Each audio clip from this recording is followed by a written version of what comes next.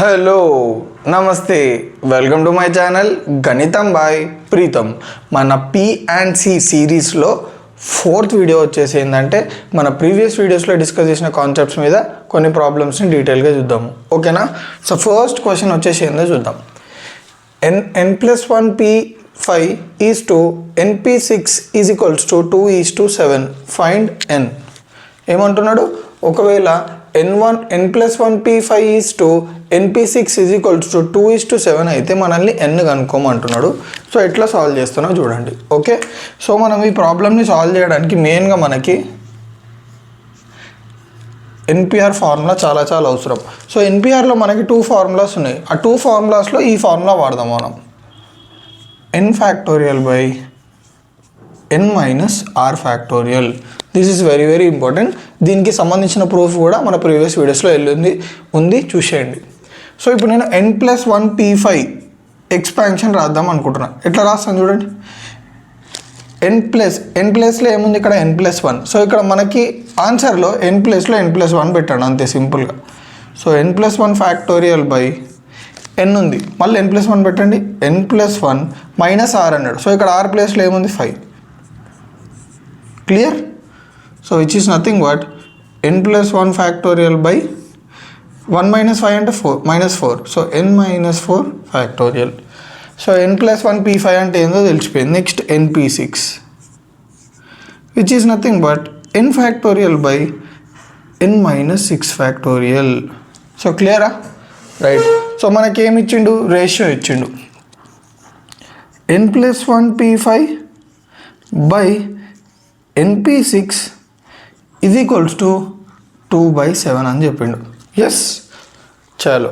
ఇప్పుడు నేను ఏం చేస్తున్నానో చూడండి. n+1p5 ప్లేస్లో ఇది పెడుతున్నా. So n+1 factorial by n-4 factorial by np6 అంటే n factorial by n-6 factorial ఇది ఈక్వల్స్ టు మనకు రేషియో ఎంత ఇచ్చిండు చెప్పండి? 2/7. Yes are no? సో ఇక్కడనే మనకి ఇంకొక 2 ఇంపార్టెంట్ ఫార్ములాస్ ఉన్నాయి, చాలా జాగ్రత్తగా చూడండి.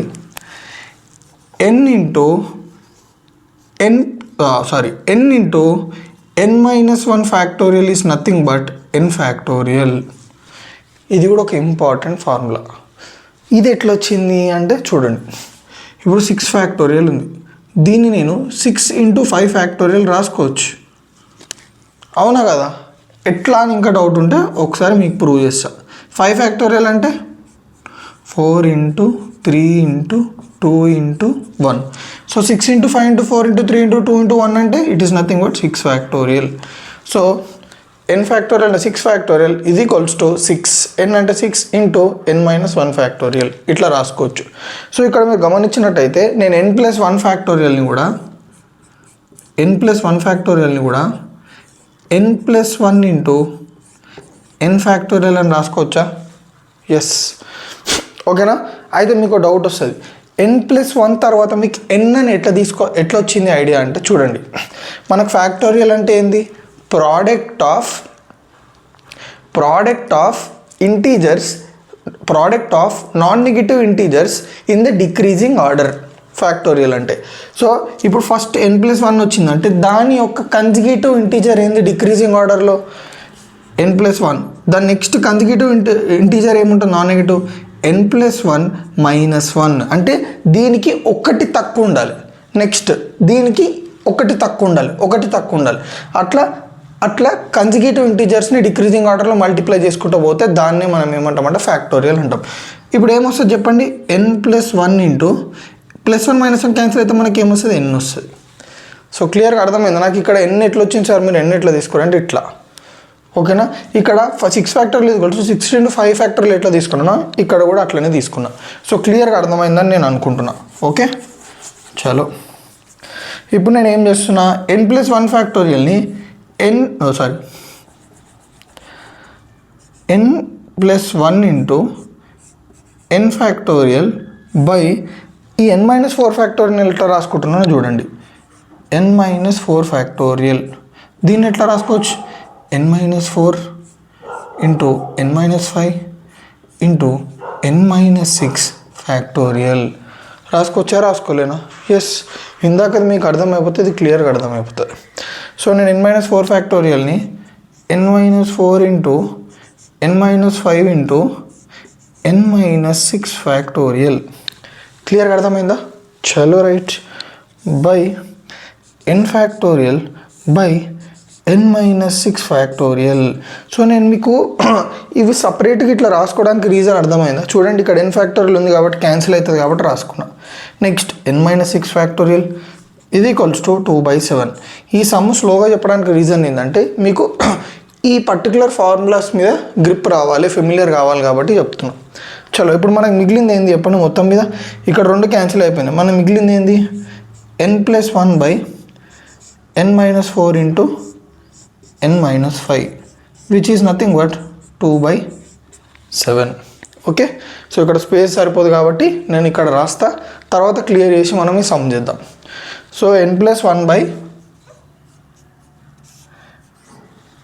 n-4 into n-5 is equals to 2/7. Multiply చేయండి.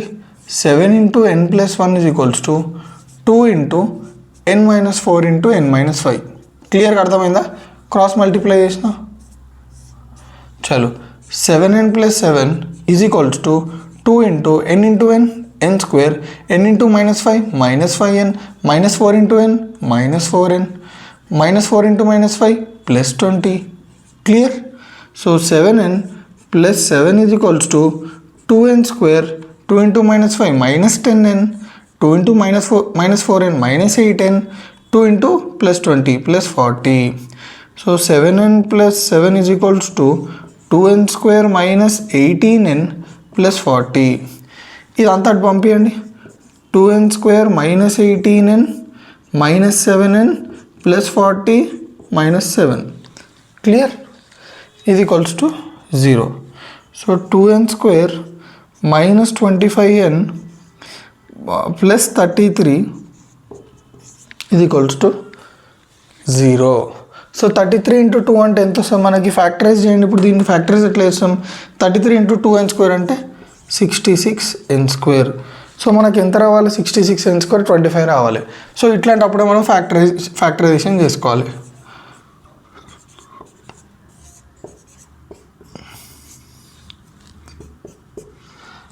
ఓకే ఓకే ఓకే ఇప్పుడు మనకి చూడండి 2 ఇంటూ 3 ఇంటూ 11 ఉంది ఫ్యాక్టర్స్. ఇప్పుడు ఈ ఫ్యాక్టర్స్ని నేను ఎట్లా క్లబ్ చేసుకుంటున్నా చూడండి. 11 2s ఆర్ ఎంత? 22 కదా. సో 22 ఇంటూ 3, ఈ 3 ఫ్యాక్టర్స్ని నేను ప్రోడక్ట్ ఆఫ్ 2 ఫ్యాక్టర్స్ లెక్క తీసుకున్నా. Okay, 11 2s or 22, 22 into 3 is nothing but 66. ఇప్పుడు ఈ 2 ఫ్యాక్టర్స్ని కన్సిడర్ చేస్తే చూడండి 22n - 3n మల్టిప్లై చేయండి. 22n into 3n 66n square minus into minus plus multiply చేస్తే మనకి ఇది రావాలి. యాడ్ చేయండి. -22n - 3n -25n మధ్యలో టర్మ్ రావాలి. సో మీరు ఫ్యాక్టర్స్ని ఎట్లా తీసుకోవాలంటే ఫ్యాక్టరైజేషన్ చేసి ఆ ఫ్యాక్టరైజేషన్ని మనము ఎట్లా తీసుకోవాలంటే 2 ఫ్యాక్టర్స్ లెక్క తీసుకోవాలి. సో ఆ 2 ఫ్యాక్టర్స్ ఎట్లా తీసుకుంటామంటే దీన్ని బేస్ చేసుకొని తీసుకోవాలి. సో క్లియర్గా అర్థమైందా? Yes. So 2n square -22n -3n +33 common, 2n common తీస్తే n-11. Okay, n+11. Okay, n-11 -3 into n-11. So 2n - 3 n-11 is equals to 0. 2n - 3 is equals to 0, n-11 is equals to 0. n is equals to 11, 2n - 3 is equals to 0. So 2n is equals to 3, n is equals to 3/2 which is nothing but 1.5. So మనం 11 తీసుకోవాలి. So the value of n is 11 అని అర్థం. So క్లియర్గా అర్థమైందా? So ఇందాక మనము ఈ ప్రాబ్లమ్ని ఎట్లా చేయాలో డీటెయిల్గా చూసినాము. సో ఇప్పుడు దీన్ని ఎట్లా సాల్వ్ చేద్దామో చూద్దాం. So if 56pr + 6 is to 54pr + 3 is equals to 30800 is to 1 then find r. ఏమంటున్నాడు? ఈ కండిషన్ ఏమైతే ఈక్వేషన్ ఇచ్చిండో ఇట్లుంటే దీంట్లో మనల్ని ఆర్ కనుక్కోమంటుండు. ఎట్లా సాల్వ్ చేస్తాం? సేమ్ దీని లెక్కనే కానీ కొంచెం కాంప్లికేటెడ్ అంతే. సో దీంట్లో కూడా నేను ఏం ఫార్ములా వాడతా, NPR is equals to n factorial by n minus r factorial. So ఇక్కడ మనకేముంది 56PR plus 6 by 54PR plus 3 is equals to 30800 by 1. ఇది ఇచ్చిండు మనకి. సో సైడ్కి జాగ్రత్తగా చూడండి, 56PR plus 6 అంటే ఏమొస్తుంది చెప్పండి, NPR n ఫ్యాక్టోరియల్ అంటే 56 factorial by n 56 minus r ప్లస్లో ఏముంది r plus 6 factorial.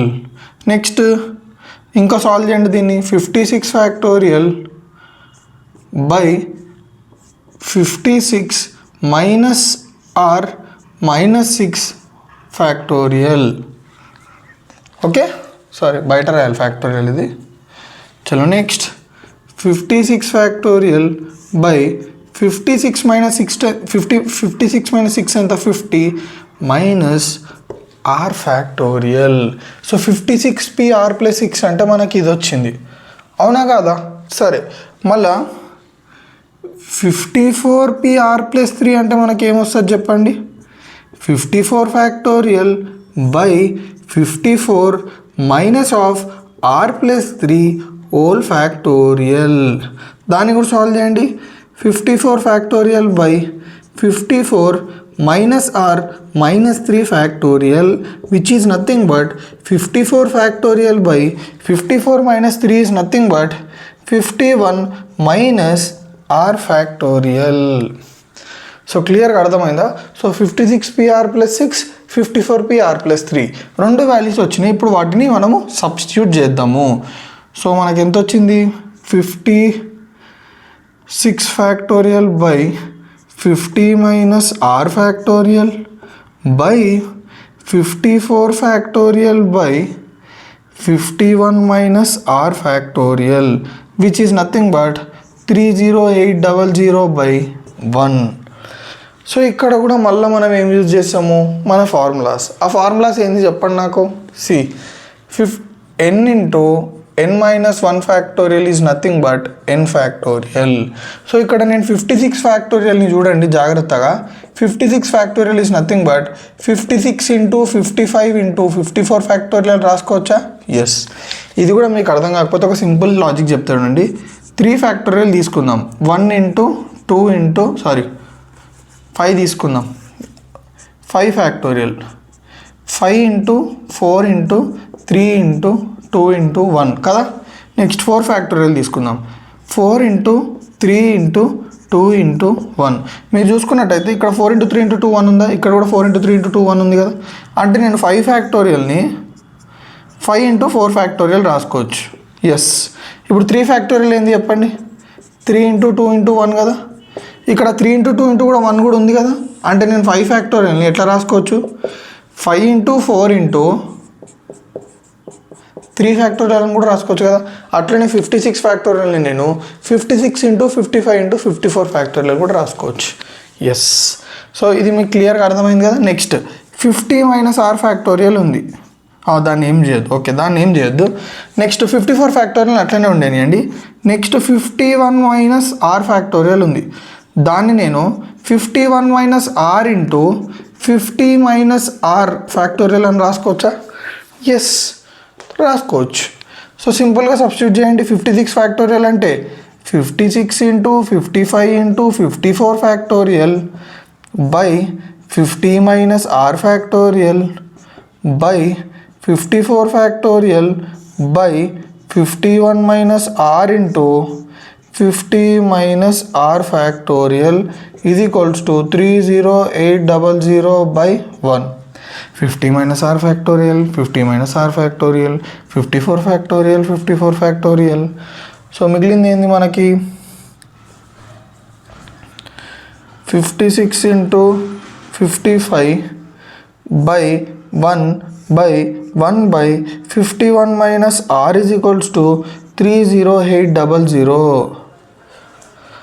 So 56 into 55 into 51 minus r is equals to 30800. ఇవన్నీ కిందికి పంపిస్తే 51 minus r is equals to 30800 by 56 into 55. Clear? So 56 into 55 ఏందో చూద్దాం. 5 6 30, 5 5 25. 5 6 30, 5 5 25. ఓ మిస్టేక్ ఇక్కడ జరిగింది. 3 కదా 28 అనుకుంటూనే ఉన్నా. 3 అంటే 5 5 25 28. ఇక్కడ కూడా 8 వస్తుంది. 28 0 8 0 1 3080. ఎంత వచ్చింది మనకి? 51 minus r is equals to okay ఇక్కడ రాద్దాం. 30800 by 3080. 0 0 క్యాన్సిల్ అయితే 308 1 జా 308 10 జా. 51 minus r is equals to 10. r at both 51 minus 10 is equals to r. r is equals to 41. So r value ఎంత వచ్చింది మనకి? 41 వచ్చింది. So this is 41. సో క్లియర్గా అర్థమైందా? సో నా వీడియో ఏమైనా మీకు కొంచెం యూజ్ అయితే తెలుసు కదా ఏం చేయాలో. రైట్.